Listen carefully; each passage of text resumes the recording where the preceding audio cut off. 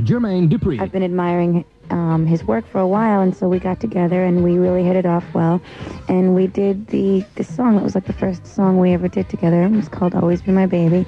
And I think it's just got like a fun feeling. It's got like a fun, up vibe. And it was just like us, both of us, bringing what we do into the mix. To me, I Am Free is almost like a gospel song, and I'd really like to even hear one of my favorite gospel singers cover it one day, you know? Oh, maybe like Vanessa Bell Armstrong or Twinkie Clark or someone, you know, from the Clark sisters. I mean, I just think that there's so many possibilities with that song. When I sang it in the studio, I felt like it was almost like doing a live performance, because it sort of took me into the mood of the song, and it was very uplifting for me. So when I listen to the vocal performance, I get a really good feeling about that. It was like a true moment, kind of a very spiritual moment when I sang it.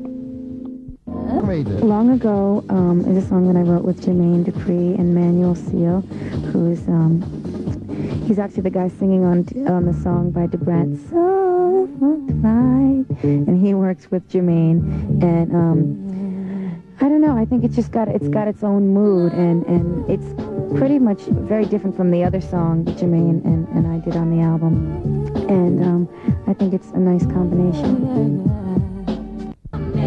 Forever was kind of inspired by sort of old 50s, I guess, or 60s ballads that are just kind of really big performance style ballads, and it's got a very romantic feeling, and I think it's got kind of a nostalgic feeling too, because it does remind you of like an old record in a lot of ways.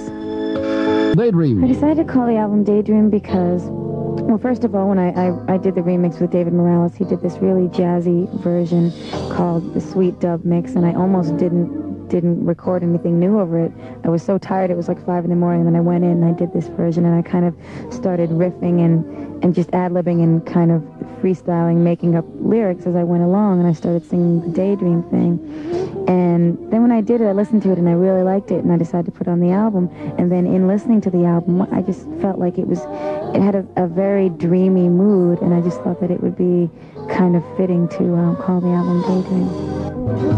Looking In is just sort of I think we can all relate to it in some way. It's just, I think that we're all very reflective sometimes. We're thinking and just when I wrote it at like 4 in the morning. It was just one particular mood, and it was kind of one of the quickest songs I've ever written. Quickest? And a lot of people, I think, can relate to it. I mean, we all go through different moods and different feelings, you know, and